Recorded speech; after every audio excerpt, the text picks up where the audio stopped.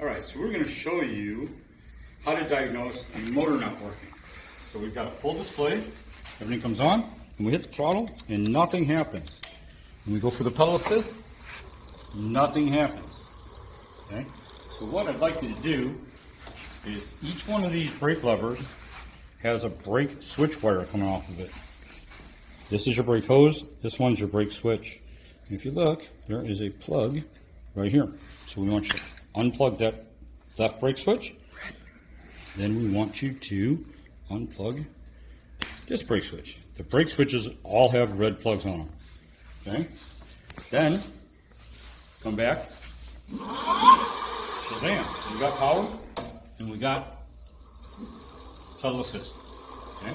Now I want you to plug it back in one at a time. So we plug this one in. Check it. It works. Now we plug the other side in.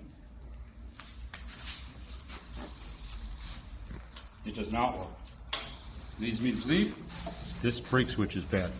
So if we leave it unplugged, we could still ride the bike. But call us and we will send you a new brake switch. To get the brake switch off, it's an 11mm nut right here. And you just unscrew it, slide the new one in, plug it in. It's that easy.